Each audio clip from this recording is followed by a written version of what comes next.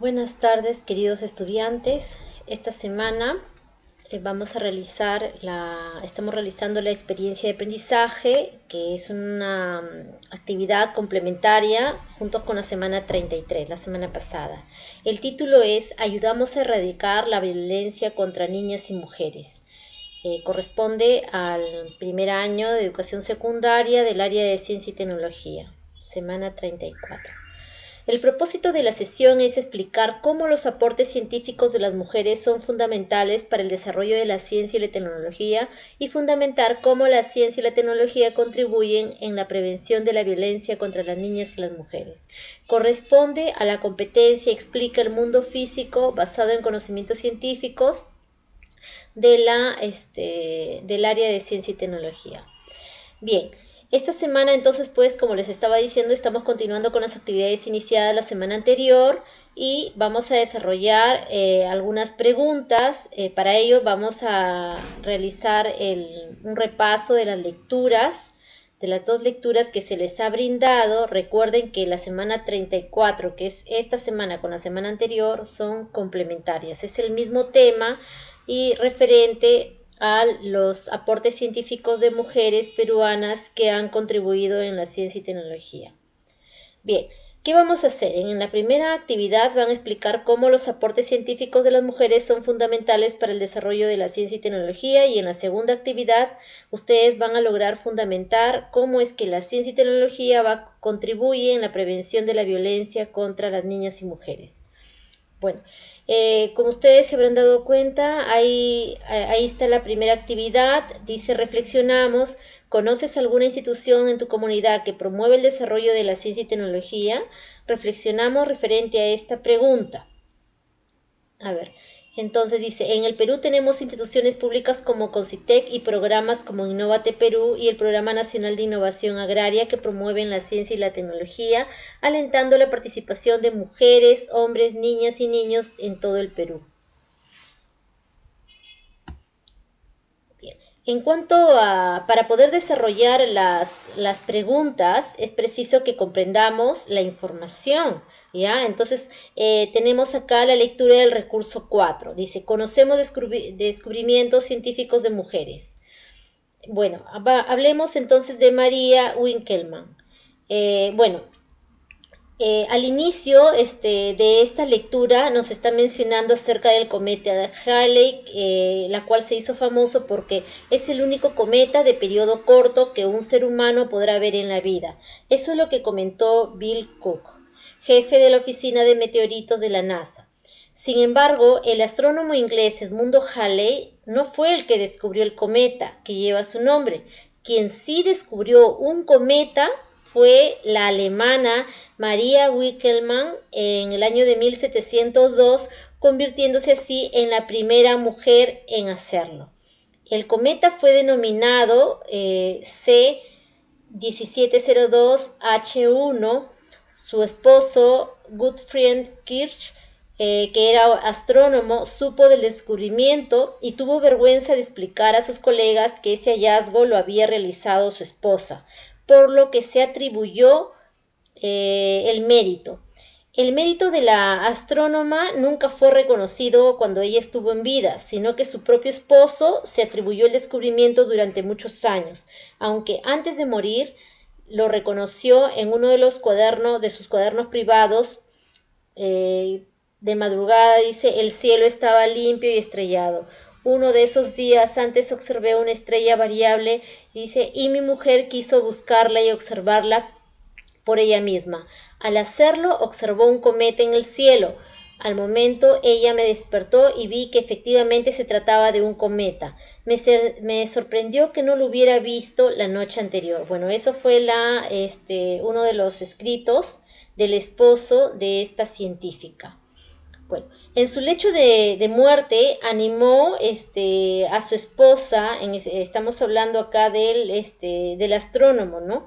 Animó a su esposa a reclamar a la Academia de Berlín el título de astrónomo real por tan importante de descubrimiento, pero los miembros de la Academia se negaron poniendo como excusa que no tenían estudios universitarios, cosa que era imposible para la época, pues estaba prohibido que una mujer estudiara. Si nos damos cuenta, a través del tiempo, a través de esta historia, nos podemos dar cuenta de que había ciertos prejuicios, ¿no? De que algunos descubrimientos sean realizados por las mujeres. Edmundo Halley no descubrió un cometa, pero sí calculó su órbita en el año de 1705 y predijo que el cometa regresaría en 1758. Varios años antes que Halley, María Wickelmann hizo lo mismo con otro cometa y predijo su vuelta en el año de 1711. Además, esta científica hizo trabajos de investigación sobre las auroras boreales y sobre la conjunción del Sol con Saturno y Venus. Estos fueron algunos aportes de la primera científica que realizó los estudios acerca del descubrimiento de un cometa, ¿no? Y de las auroras boreales y otros astros. También tenemos los aportes de Wilhelmina Peyton, Stephen Fleming. En el año de 1990 dice que fue lanzado al espacio el telescopio Hubble, prácticamente una máquina de tiempo que lleva a los científicos a comprender los inicios del universo. Bueno, hubieron varios sucesos, entre ellos vamos a hablar algunas ideas nada más. Dice, bueno, referente a estos estudios, tenemos nosotros que dice, el Hubble sería capaz de ver luciérnagas volando a 10.000 kilómetros de distancia, y es con tal precisión que se llegó a fotografiar una impresionante nebulosa llamada Cabeza de Caballo, situada a unos 1500 años luz de la Tierra al sur del cinturón de Orión. Bueno, un profesor dice, Edward Charles, un profesor de física que trabajaba como director del observatorio de la Universidad de Harvard, estaba al mando de un equipo de varones que lo ayudaban a calcular la posición de las estrellas al observar su brillo. Un día, este profesor contrató los servicios de una empleada del hogar para hacer las tareas domésticas. Observó en ella una gran capacidad e inteligencia. Cierto día estaba molesto por el mal desempeño de la gente que estaba trabajando con él y les gritó, hasta mi empleada del hogar puede hacerlo mejor que ustedes. ¿Ya? El maestro, el profesor se refería pues a la empleada, que en este caso era Wilhelmina Fleming, que era una inmigrante escocesa en Estados Unidos que para entonces tenía 23 años. Bien. Luego, luego tenemos que en el año de 1881, bueno, en esa fecha, Wilhelmina estaba embarazada y justamente iba a dar a luz a su hijo. Y empezó a trabajar, dice, en el observatorio de la Universidad de Harvard, sustituyendo a los ayudantes del maestro. Una vez ahí esta talentosa mujer supo demostrar su talento para trabajar en el ámbito científico e identificó más de 10.000 estrellas y amplió la clasificación utilizada hasta el momento. Asimismo, también realizó otros descubrimientos, como son de 59 nebulosas, más de 310 estrellas variables y 10 novas. Viendo este desempeño, Pickering, que era el maestro, no dudó en contratar a un grupo de otras 9 mujeres para ayudarle a realizar cálculos y clasificar los espectros a placas fotográficas. A este grupo de mujeres, este grupo, que era un grupo de matemáticas, dice, pasó a la historia y fueron denominados como las computadoras de Harvard. Uno de los mayores hitos de Wilhelmina fue el hallazgo de la nebulosa de Cabeza de Caballo en la constelación de Orión en el año de 1888. También hubo que reconocer que Wilhelmina ya había descrito al detalle en el año de 1888 también. Wilhelmina Peyton fue nombrada conservadora de la colección fotográfica del Observatorio Astronómico de la Universidad de Harvard y fue miembro honorario de la Real Sociedad Astronómica de Londres.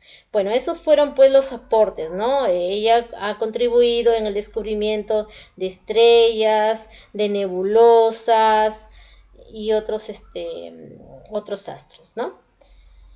Bien, tenemos también a Donna Strickland. Ella También realizó una tesis doctoral que describe una técnica llamada CPA, ya, que no destruye el amplificador de la señal láser como las técnicas anteriores, ¿no? En el año 2018, Strickland ganó el premio Nobel junto al físico francés Gerard Mourou por su método para generar los pulsos de láser más cortos e intensos creados para la humanidad. Bueno, fue la primera mujer, es considerada la primera mujer en ganar un Nobel de Física en 55 años, así como la tercera en recibirlo en toda la historia de los premios Nobel. Esta técnica se llama amplificación de pulso gorjeado. Se convirtió en el método estándar para obtener láseres de alta intensidad. Ese fue el aporte, que han permitido diseñar instrumentos de precisión avanzados por todos los campos de la ciencia. En la actualidad, los pulsos ultracortos tienen múltiples aplicaciones, además de utilizarse en cirugías que han permitido operar a millones de personas. Ahí también tenemos otro aporte de esta científica, ¿no? Bien, entonces, ¿qué es lo que se va a realizar?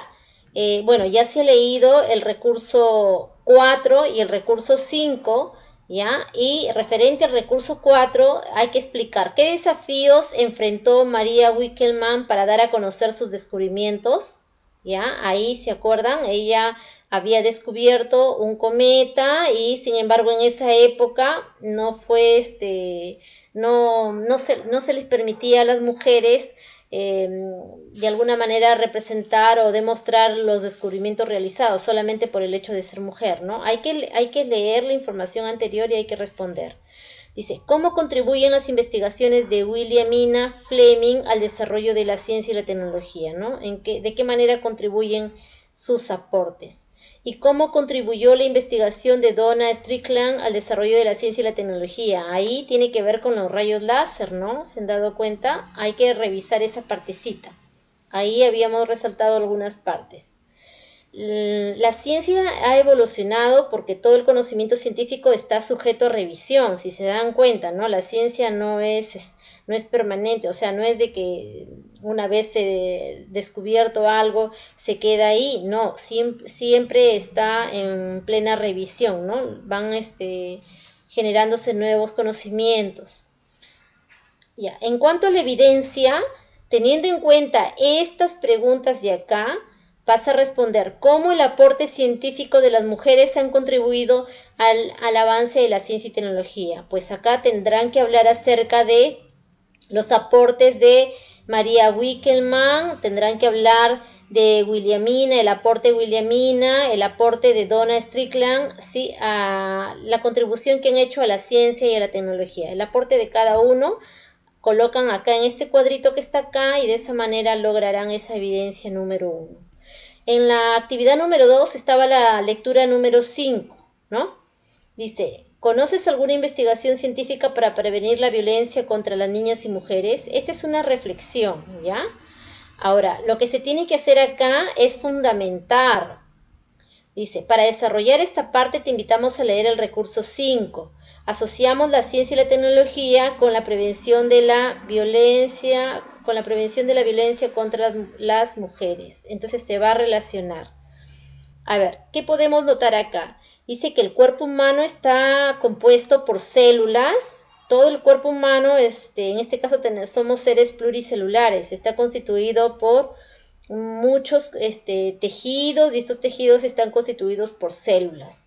Ahora, la unión de todos estos tejidos van a formar los sistemas. Existen diversos sistemas y uno de ellos es el sistema endocrino. El sistema endocrino es el sistema que está encargado de generar unas sustancias químicas llamadas hormonas, ¿ya? Como por ejemplo, ¿qué glándulas tenemos nosotros que conforman parte de nuestro sistema endocrino? Tenemos la glándula pituitaria, la tiroides, el páncreas, las glándulas suprarrenales, los testículos, los ovarios. Son de alguna manera glándulas. Tenemos glándulas y algunos órganos que se encargan de segregar sustancias químicas llamadas hormonas. Ahora, nosotros vamos a fijar en la glándula pituitaria, la que está acá, ¿ya? Entonces, ¿qué dice acá? A ver, dice, vamos a identificar las glándulas que secretan las hormonas como son la oxitocina, prolactina y cortisol.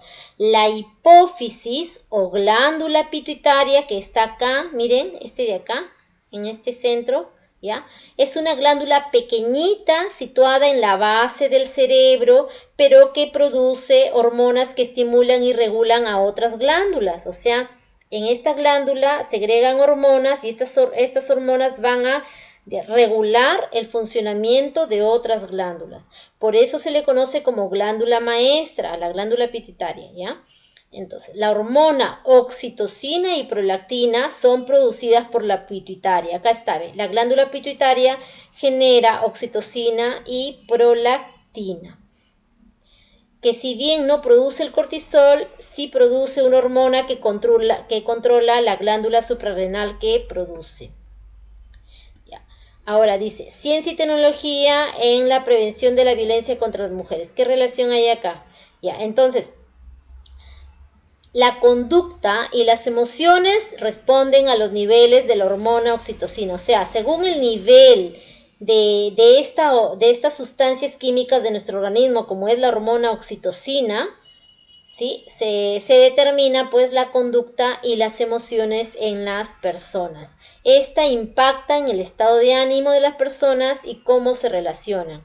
En ese sentido, tanto los factores psicológicos como esta variante química pueden explicar la dependencia de una víctima con su agresor.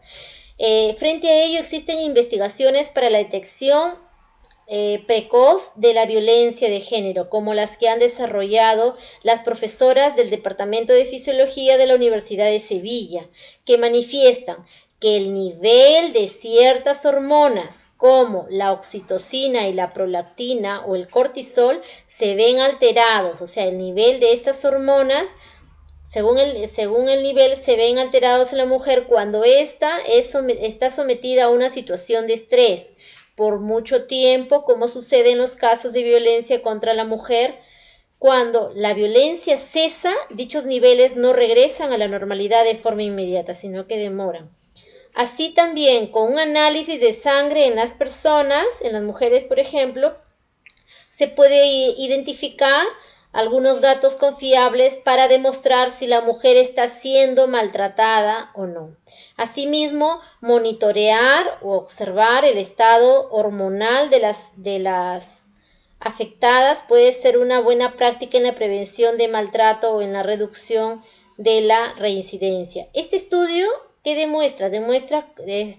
estudio demuestra que cuando el nivel de oxitocina está alto de lo normal, la capacidad de respuesta de la víctima se encuentra muy baja, ¿no? O sea, cuando el nivel de oxitocina es muy alto, el nivel de respuesta de las mujeres, de las niñas víctimas, se encuentran muy bajas debido al efecto calmante de la oxitocina. Respecto a las hormonas cortisol y prolactina, las expertas determinaron que éstas se relacionan con los niveles de estrés agudo. Sin embargo, recién están realizando los estudios para realizarlo como indicadores de los efectos de violencia prolongada. Ahora, ¿qué se tiene que hacer acá? Dice, escribe 2 ideas claves sobre la relación de la ciencia y tecnología con la prevención de la violencia. En base a la lectura anterior, que es lo que ustedes han estado leyendo, en base a esas lecturas, toda la lectura del recurso 5, ¿ya? Ustedes van a escribir 2 ideas. Yo les estoy ayudando con una idea. Dice, el nivel de las hormonas, la oxitocina, prolactina o el cortisol se alteran cuando las personas están sometidas a situación de estrés. Esta es una idea. Ahora, ¿en qué me fundamento? En primer lugar, para ello tengo que leer, ¿no? Entonces, ¿en qué me fundamento? Que en la lectura que acabo de leer dice que la conducta y las emociones influyen en el estado de ánimo de las personas. Ese es el fundamento, ¿no? Ahora, ¿qué hago? Tengo la idea y tengo el fundamento, ¿no? No es solamente colocar ideas, sino yo debo escribir mi fundamento. Entonces, miren, acá les estoy dando un ejemplo de una idea con fundamento. Dice, el conocimiento del nivel de la oxitocina, prolactina, permite identificar situaciones de estrés en la cual padecen las mujeres. Esto se fundamenta en que la conducta y las emociones influyen en el estado de ánimo de las personas. Ahí está la idea con su fundamento. Ustedes tienen que escribir otra idea de la lectura y su fundamento. Otra idea, la idea 3, con su fundamento. Bien, entonces luego tienen ustedes un reto. ¿Cuál es el reto? Comunicar en un texto tus explicaciones sobre cómo los aportes científicos de las mujeres peruanas son fundamentales para el desarrollo de la ciencia y la tecnología. También deberás fundamentar tus opiniones respecto a cómo la ciencia y la tecnología contribuyen a la prevención de la violencia contra las mujeres. Entonces, emite 2 opiniones de manera fundamentada respecto a las siguientes preguntas. ¿Qué quiere decir? Que si ustedes ya han escrito acá sus ideas y lo han fundamentado, en base a ello, estas 2 ideas, que son sus opiniones también, a partir de ahí ustedes van a elaborar sus opiniones, ¿verdad? Las ideas fundamentadas van a obtener sus opiniones.